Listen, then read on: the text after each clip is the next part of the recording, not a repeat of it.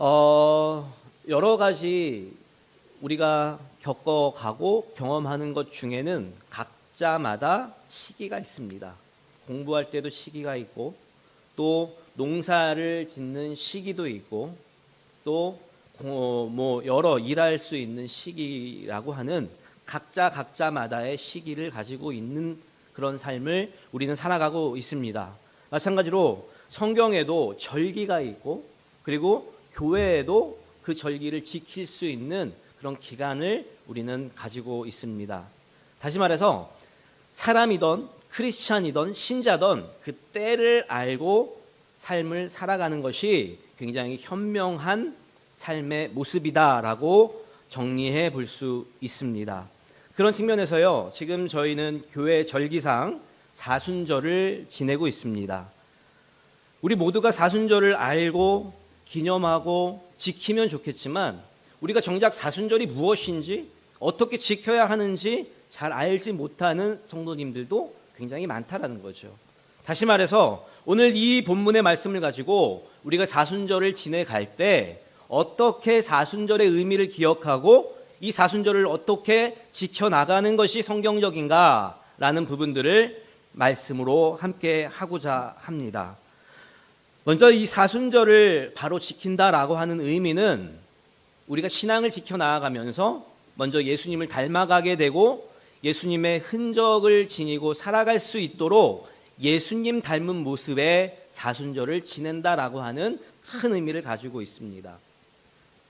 먼저 사순절이란 무엇인가? 라고 질문했을 때 사순절은 헬라어로 테살코스테라고 번역을 합니다. 이 말의 뜻은 40일간의 기념일입니다.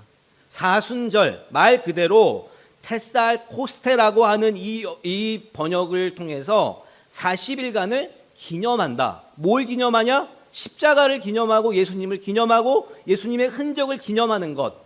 다시 말해서 부활주의를 기점으로 역사 안에서 도중에 주일을 뺀 40일간의 주님의 고난과 부활을 묵상하며 40일간 경건하게 보낸다라고 하는 의미를 가지고 있습니다. 자, 그러면 40이라고 하는 이 숫자를 우리는 분명히 알아야 할 텐데요. 왜 하필 40일일까? 성경을 보면 이 40이라고 하는 숫자는 경건한 삶의 상징적인 수로 대표되고 있습니다. 우리가 잘 알고 있는 예수님께서 공생애를 준비하시면서 광야에서 며칠을 지내셨죠? 40일간 금식하시면서 광야에서 지내셨던 모습을 우리는 잘 알고 있습니다. 모세가 며칠간 시내산에서 금식하면서 하나님의 말씀을 받았을까요? 40일간 하나님의 말씀을 받기 위해서 시내산에서 금식하며 기도했던 모습을 가지고 있습니다. 광야 몇 년입니까? 광야 40년의 훈련을 받고 이스라엘 백성들이 가나안 땅으로 들어가게 되는 그러한 40의 숫자의 의미를 우리는 성경을 통해서 많이 접해볼 수 있습니다. 다시 말해서 이 40이라는 숫자는 하나님의 백성들이 경건하게 살아갈 수 있는 그 숫자의 상징수를 이야기하고 있다라는 것입니다. 그러므로 이 40이라고 하는 숫자를 통해서 우리는 절제하고 경건을 노력할 수 있는 그런 기간으로 삼아야 한다라는 의미에서 사순절이라고 우리는 기억할 수 있습니다. 그러면 세 번째로 사순절은 어떻게 지켜야 할까라고 하는 질문에 대해서 먼저 우리가 이 배경적인 부분들을 알아야 할 줄 믿습니다. 초대교회 성도들은 이스라엘 백성들이 유월절을 준비하면서 금식을 했는데 이것을 본받아서 부활절 전에 금식과 기도를 하며 절제 생활을 했다라는 거예요. 예전에도 저희가 그러지 않았습니까? 주일 전만 해도, 토요일만 해도 주일을 지키는 그러한 예식과 또 마음과 그리고 모든 것들을 준비하기 위해서 토요일날 굉장히 경건한 삶을 오히려 살았던 그러한 모습과 같이 이것도 우리가 그것을 기념하기 위해서 경건함을 훈련받을 수 있는 그러한 의미를 가지고 있다라는 거예요. 그래서 이 금식에 대한 부분들은 초창기 사순절에는 저녁 직전의 식사만 허용되었고, 그리고 육류는 어떤 것도 먹을 수 없었던 그러한 금식의 의미를 가지고 있습니다.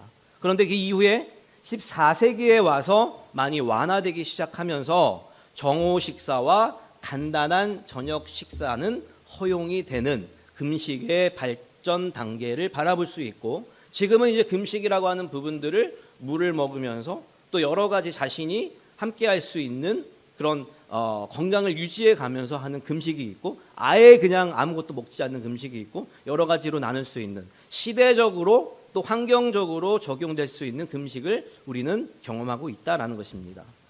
다음으로 생활과 행동에 있어서도 음주 가무를 삼가해야 했고, 연극 관람이나 연애 소설을 읽는 것도 금했고, 화려한 옷을 입는 것도 피했습니다. 이 모습 때문에, 이러한 생각과 생활과 그리고 행동 때문에 교회가 주일날이면 음주 가무를 즐기하지 않아야 할 것이고, 뭐 연애, 연극, 뭐 화려한 옷을 입지 말아야 한다라고 하는 전통적인 생각을 가지고 있었던 흐름이 이곳에서 시작되었다라고 알 수 있습니다. 자, 그렇다면 우리는 이번 사순절 기간 동안 무엇을 지키며 살아가야 하는지 오늘 본문을 통해서 함께 살펴보기를 원하는데요. 먼저 두 가지를 생각해 보기를 원합니다. 첫 번째, 절제입니다. 이 사순절 기간 동안 우리가 해야 하는 것은 절제예요.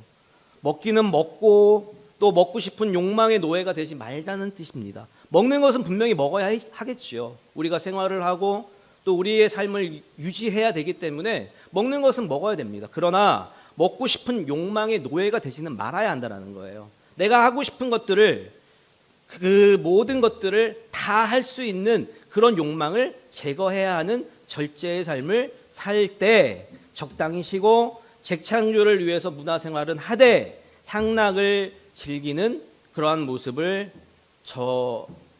제거해야 하는 그러한 절제의 모습으로 우리는 나아가야 합니다. 두 번째, 이 기간 동안 우리는 하나님 앞으로 나아갈 수 있는 기도의 삶을 살아야 합니다. 하나님과의 영적인 만남을 가져야 한다라는 거예요. 세상살이에서 쫓겨 중단했던 그러한 기도를 다시 회복하고, 영적인 나태함으로 약해졌던 그 기도를 다시 회복하는 그러한 훈련의 기간을 가져야 한다라는 것입니다. 자, 그렇다면 이런 절제와 기도를 뒷받침할 수 있는 우리의 삶의 방식을 오늘 본문을 통해서 함께 살펴보기를 원하는데, 우리가 절제하고 기도할 수 있는 그런 환경이 우리에게 주어진다면 마음껏 하겠죠. 그러나 절제하지 못하고 기도하지 못하는 그런 환경 속에서 그럼에도 불구하고 우리의 신앙을 조금씩 성숙시킬 수 있는 그러한 하나님의 말씀을 오늘 본문에서 찾아볼 수 있습니다. 첫 번째로 12절 말씀과 같이 자신을 돌아보라 라고 말씀해 주고 있습니다. 우리 12절 말씀을 함께 읽도록 하겠습니다. 시작. 여호와의 말씀에 너희는 이제라도 금식하고 울며 애통하고 마음을 다하여 내게로 돌아오라 하셨나니 라고 말씀해 주셨습니다. 금식이라고 하는 의미는 무엇입니까? 단순히 먹지 않는다라고 하는 의미가 아니라 이걸 통해서 내 자신을 바라보고 이 금식을 통해서 내 신앙을 바라보는, 자신을 돌아보는 그런 계기와 과정을 갖는다라고 하는 의미를 가지고 있습니다. 12절 다시 한번 살펴보면 내게 돌아오라라고 하는 이 구절이 있는데요. 우리가 주님 앞으로 나아가게 되면 가장 먼저 나타나게 되는 현상은 다른 누군가가 보이는 것이 아니라 바로 내 자신을 바라볼 수 있다는 거예요. 성경을 바라볼 때 이것을 그냥 있는 그대로 바라보게 되면 하나님이 보이고, 그리고 그 하나님 속에 있는 내 자신의 모습이 반드시 보이게 된다는 겁니다. 다시 말해서 오늘 이 본문의 말씀을 통해서 하나님께서는 내게로 돌아오라, 너 자신을 바라보면서 나에게 돌아올 수 있는 그러한 훈련을 이 사순절 기간 동안 경험해라 라고 말씀해 주고 있는 것입니다. 여러분, 사순절을 처음 시작할 때 재의 수요일이라고 시작을 합니다. 이 시작의 의미는, 뜻은 죽음을 상징하고 그리고 방탕했던 자신을 돌아본다라고 하는 의미에서 재의 수요일이다라고 이야기를 합니다. 그리고 이 재의 수요일의 예전의 예식은 어땠냐면 주의 종들이 죄의 성도들에게 죄를 성도들의 머리에 얹혀주면서 너는 흙으로 왔으니 흙으로 돌아갈 것을 잊지 말라라고 선포하며 그 모습의 죄를 다시 한번 주님 앞에 고백할 수 있는 그런 죄의 수요일을 의미하고 있습니다.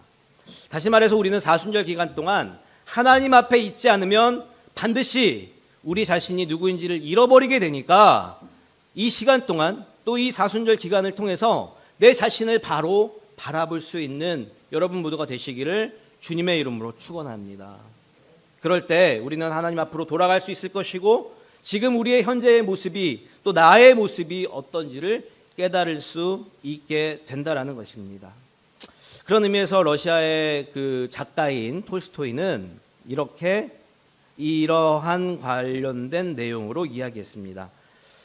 진정한 사나이가 되려면 세 곳을 다녀와야 된대요. 첫째는 군대, 둘째는 병원, 그리고 셋째는 감옥이라고 말했습니다.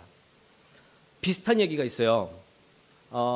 저희 그 장신대 신대원 시험을 볼 때 이제 신학대학원 시험이죠. 볼 때 유명한 목사님들의 뒷공문이라도 따라가기를 원하는 신학생들이 굉장히 많습니다. 그래서 세 가지를 경험하면 큰 교회 담임이 된다라는 그러한 설이 있었어요. 첫 번째, 병 들어야 된다. 두 번째, 목회를 실패해 봐야 한다. 그리고 세 번째, 감옥은 아니었는데 뭐 이러한 세 가지의 의미가 있었습니다. 이거를 경험했을 때 정말 큰 목회를 한다라는 그런 내용이 있었는데 이 톨스토이는 이것도 마찬가지로 남자에게만 국한한 것이 아니라 포괄적으로 남자를 지칭했지만 군대, 병원, 그리고 감옥이라고 하는 이 세 곳은 꼭 다녀와야만이 강해진다라고 이야기하는 거예요. 그때 우리 신학생들이 이야기한 것도 이 세 가지를 경험하면 두려울 것이 없다라고 하는 그런 의미로 이야기를 했던 적이 있었습니다.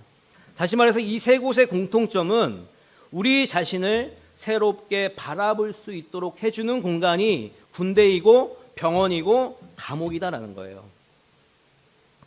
남자가 군대를 가서 고생을 하면요, 어머니가 생각이 나고 또 내가 편안하게 살았던 것도 생각이 나고 또 내가 잘못했던 것도 다 생각이 나는 것이 군대의 모습입니다. 병원도 마찬가지죠. 내가 건강했을 때는 병원이 나에게 그렇게 귀한 존재가 아니었지만 내가 아파서 병원에 들어가게 되면 내가 정말 건강했던 그 시절이 얼마나 좋은 시절이었고 얼마나 귀한 시절이었는지를 깨닫게 되는 것입니다. 감옥도 마찬가지죠. 감옥도 내가 자유롭게 살다가 그 감옥에 갇히게 되면 내가 자유로운 삶을 영위할 수 없다라고 하는 부분들 때문에 마음껏 또 자유로울 수 없는 그런 경험을 가질 수 있는 그런 공간이다라는 것입니다. 다시 말해서 자기가 누구의 도움 없이 살 수 없는 힘없는 존재다라는 것들을 깨닫는 공간이 이 세 가지의 공간이다라고 해석해 볼 수 있습니다. 마찬가지로 이 톨스토이는 진정 자신이 어떤 사람인지를 봐도 깨닫는 자야말로 진정한 사나이다라고 말했듯이 우리도 하나님을 깨달을 수 있는 그러한 모든 상황 가운데 먼저 우리 자신이 누구인지 또 하나님의 자녀로서 우리가 어떻게 살아가고 있는지를 먼저 깨닫는 것이 그 시작점에 있음을 살펴볼 수 있다라는 것입니다. 사랑하는 성도 여러분, 많은 사람들이 자신이 누구이고 또 어떤 사람인지를 알고 살아가는 사람도 많지만 내가 누구이고 내가 어디로부터 왔고 또 무엇 때문에 살아가고 있는가라고 하는 부분들을 잊은 채로 또 알고 있지만 망각한 채로 살아가는 사람들이 굉장히 많습니다. 그래서 교만해지고 죄를 짓고 하나님을 의지하지 않는 모습으로 살아가지 않습니까? 우리는 유형의 삶을 살아가고 있지만 이 유형적인 삶보다 무형적인 것들이 너무나 많아요. 우리가 가장 먼저 접할 수 있는 이 공기, 눈에 보이진 않지만 이 공기를 통해서 우리가 살아갈 수 있는 거 아닙니까? 하나님, 눈에 보이지 않지만 그 하나님 때문에 우리가 살아갈 수 있는 거 아닙니까? 마찬가지로 우리가 눈에 보이는 것만이 다가 아니라 유형적인 부분이 다가 아니라 무형적인 부분들을 다시 한번 마음속에 새기며 내가 누구이고 그 무형적인 부분들이라 할지라도 하나님을 믿음으로 고백할 수 있는지를 다시 한번 점검하는 귀한 여러분 모두가 되시기를 주님의 이름으로 축원합니다. 두 번째로 참회하라고 말씀하고 있습니다. 12절 말씀해 보니까 너희는 이제라도 금식하며 울며 애통하고 라고 말씀해 주고 있고요. 17절에 여호와께 수종드는 제사장들은 낭실과 단 사이에 울며 이르기를 여호와여 주의 백성을 긍휼히 여기소서 불쌍히 여기소서라고 말씀해 주고 있습니다. 여러분, 영국의 국교의 옥스퍼드의 그 지도자인 푸세이라고 하는 이 지도자가 자신의 저서인 소선지서를 작성을 했는데 이 소선지서에서 아랍의 속담을 인용해서 메뚜기의 신체 부분을 소선지서에 있는 이 요엘과 비교를 했어요. 오늘 읽지는 않았지만 요엘 2장 1절부터 11절까지는 메뚜기에 대해서 나옵니다. 메뚜기에 대해서 이렇게 비유를 했어요. 그 얼굴은 말의 얼굴과 같고, 메뚜기의 얼굴을 말하는 겁니다. 메뚜기의 얼굴은 말의 얼굴과 같고, 메뚜기의 눈은 코끼리의 눈과 같고, 메뚜기의 목은 황소의 목이고, 메뚜기의 더듬이는 사슴의 뿔이고, 넓고 평범한 가슴은 사자의 가슴에 비유했고, 배는 전갈의 배에 비유했으며, 날개는 독수리의 날개에 비유했고, 넓적다리는 낙타의 다리에, 발은 타조의 발에, 꼬리는 뱀에 비유하며 이 메뚜기가 강인한 그리고 강력한 그러한 모습을 가지고 있다라고 비교하는 모습을 바라볼 수 있습니다. 여러분, 다 보면 말, 코끼리, 황소, 사슴, 사자, 그리고 전갈, 독수리, 낙타, 모든 것들이 육상동물에서 가장 강력하고 힘이 있는 그러한 동물들이에요. 결국 이 메뚜기의 특징이 뭐냐? 뛰어난 돌파력과 강인한 파괴력을 가지고 있다라는 의미를 포함하고 있습니다. 여러 사회에서도 이 메뚜기 때문에 굉장히 힘들어하는, 그리고 또 사회 문제로 야기되어서 메뚜기 대책위원회를 만들고 또 메뚜기 때문에 몇천 명이 죽게 되는 그러한 일들이 실제로 벌어졌습니다. 이와 같이 과학이 발달한 현대 사회에서도 이 메뚜기의 피해는 무섭고 가공할 만한 위력을 가졌는데, 오늘 본문의 요엘 선지자도 이런 가공할 만한 메뚜기 떼의 침공으로도 큰 공격에 빠진 이스라엘을 바라보면서 그 상황에서 할 수 있는 것은 회개다라고 선포하고 있습니다. 다시 말해서 오늘 이 요엘서 2장의 말씀을 보면 이러한 모든 환경 가운데 그럴 수 있고 저럴 수 있고 이러한 경험이 있을 수 있고 저러한 경험이 있을 수 있지만 그러한 경험 가운데 우리는 회개해야 한다라고 말씀해 주고 있는 것입니다. 제가 어저께 카페에 가서 한 책을 봤어요. 제목이 제가 기억이 안 나는데 그 중에 이런 문구를 읽고 같이 있는 사람들과 토론을 했는데 그 질문이 뭐였냐면요. 당신은 행복하고 싶습니까?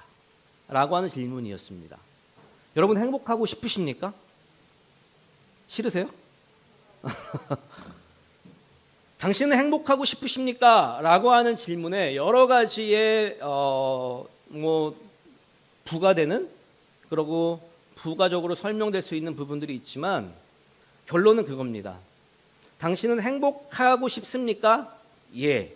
그렇다면 어떻게 살아야 합니까? 라고 하는 질문에 대해서 단서를 달지 말라는 거예요. 내 남편이 어쨌고, 그리고 내 친구가 어쨌고, 돈이 어쨌고 라고 하는 부분들을 그 행복에 집어넣는 순간 행복은 사라진다라는 거예요. 행복하기 위해서는 아무 조건 없이 행복해야 한다라는 것들을 결론 짓고 있었습니다. 사랑도 마찬가지예요. 아무 조건 없는 사랑을 해야 그 사랑이 온전해질 수 있지, 하나하나의 절제된, 그리고 하나하나의 질문된, 하나하나의 부과된 것을 통해서 사랑을 한다면 그 사랑은 온전해질 수 없다는 것들을 우리는 이미 알고 있지 않습니까? 마찬가지로 오늘 이 본문의 말씀에서도 마찬가지의 회개의 메시지를 통해서 이 회개를 하기 위해서는 다 이유가 필요 없다라는 거예요. 그냥 그 회개에 대해서 잘못을 주님 앞에 다 내려놓고 울부짖으며 애통한 마음으로, 긍휼의 마음으로 선포하며 나아가야 한다라는 것입니다. 제가 2주 전에 이제 필리핀을 갔다 왔고, 지난주에는 저희 아이들이 있는 호프 미션에 대해서 좀 소개를 간략하게 했습니다. 오늘은 이제 호프 미션에서 할 얘기 너무 많지만, 호프 미션을 이제 마치고 그 다음 주에 다른 민도르라고 하는 지역에서 선교를 했던 것들을 나누면서 오늘 말씀을 좀 마치려고 합니다.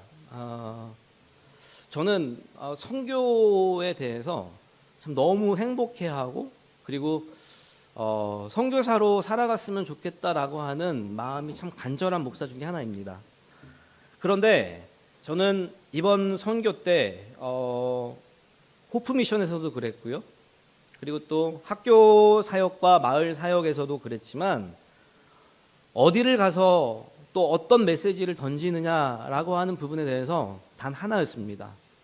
바로 repent, 회개였어요.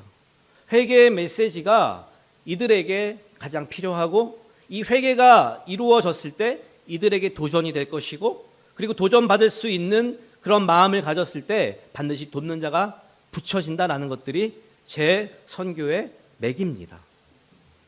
필리핀 민도르라고 하는 섬에서 3일간 선교 사역을 감당했습니다. 제가 예전에 함께 했던, 제가 그 부목사로 있었던 교회 선교팀이 그 시기에 맞춰서 왔고, 제가 거기에 합류를 했던 거예요. 그냥 사역자 중심이 아닌 평신도 중심으로 왔고, 근데 거기 이제 영어 선생님과 계속해서 제가 2017년에 영어 캠프를 시작을 해서 그게 계속 이어졌던 상황이었는데, 이제 그게 좀 축소가 되어서 이제 평신도를 통해서 이제 영어 사역, 영어 캠프가 이루어지는, 근데 이번에 정말 저도 시간이 맞아서 제가 이제 강사로 가게 되는 그러한 영어 캠프를 진행할 수 있었습니다. 대상은 중학생, 고등학생, 그리고 청년들이 대상이었습니다. 낮에는 영어 캠프로, 그리고 세미나로 그들과 마음을 맞추고 친해지는 시간을 가졌고요. 그리고 밤에는 처음 1, 이틀은 교육 세미나 겸 그냥 일반적인 예배로 그들과 함께 말씀을 나눌 수 있었습니다. 그리고 마지막 날에는 여러 가지 행사가 있었지만 지역 아이들을 초청해서 간식을 나누고 선물을 주고, 그리고 저녁 6시부터 저녁 집회로 함께 할 수 있었습니다. 지난번에도 그랬는데요.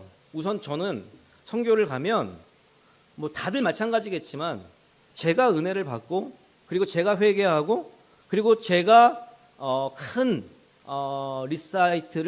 리사이트를 받고 돌아오는 그러한 부분이 선교인데, 그날도 참 감사하게 그 학생들이 다 참여를 했고, 지역 주민들, 지역 아이들이 같이 해서 한 500여 명이 함께 그 강당에 모일 수 있었습니다.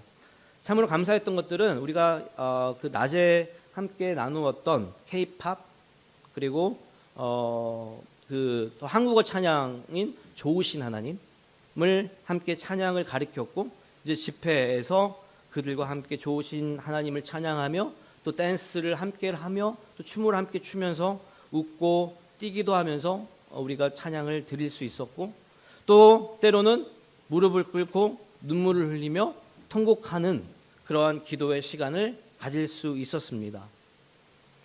계속해서 도전을 주고 제가 선포했던 것, Repent, for the kingdom of heaven has come near. 회개하라, 천국이 가까이 왔노라.